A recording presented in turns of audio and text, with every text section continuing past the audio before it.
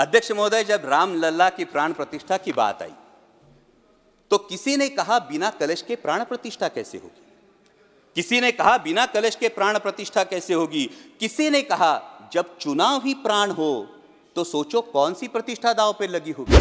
महामहिम राष्ट्रपति जी ने राम मंदिर के निर्माण की बात की और मर्यादा पुरुषोत्तम प्रभु श्री राम हमारे रामलला जो विराजमान हुए उसके लिए मैं समूचे देश का अभिनंदन करता हूं और उसी के बारे में कुछ पंक्तियां कहकर मैं अपनी वाणी को विराम दूंगा।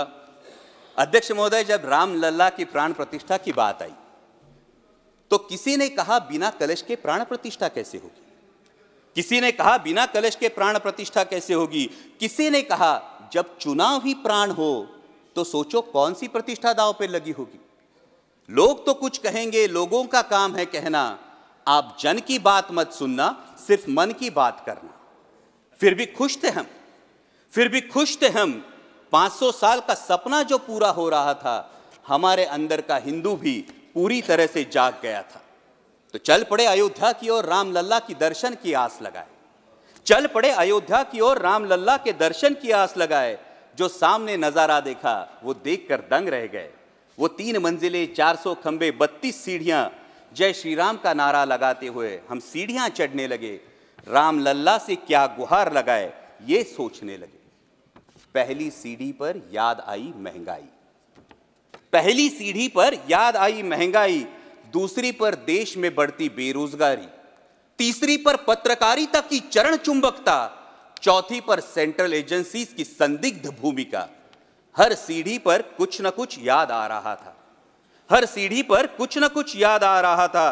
कहीं 15 लाख का जुमला, कहीं किसानों का आक्रोश था, कहीं महिला कुश्तीगिरों की वेदना थी, कहीं सालाना 2 करोड़ रोजगारों का वादा था, कहीं बढ़ती सांप्रदायिकता थी, तो कहीं चुनिंदा पूंजीपतियों पर मेहरबान हमारी सरकार का चेहरा था।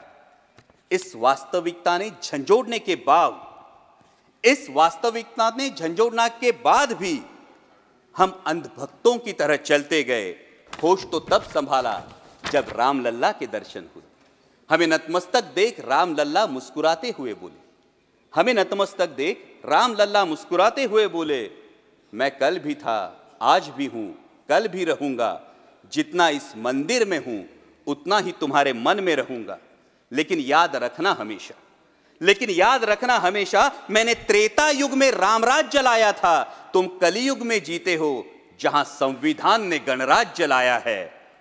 धर्म समाज का किनारा जरूर है, धर्म समाज का किनारा जरूर है, लेकिन देश एक बहती धारा है।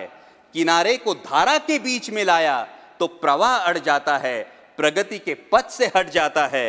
इसलिए धर्म का ठेकेदार नहीं पहरेदार बनना चाहिए, इसलिए धर्म का ठेकेदार नहीं पहरेदार बनना चाहिए। तुम रहो न रहो, वो रहे न रहे, ये देश रहना चाहिए, देश का संविधान रहना चाहिए, देश का लोकतंत्र रहना चाहिए, ये देश रहना चाहिए। जय हिंद, धन्यवाद।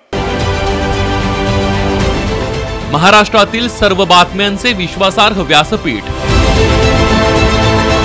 सकाळच्या सर्व सोशल मीडिया प्लॅटफॉर्मला लाईक, फॉलो आणि सबस्क्राइब करा।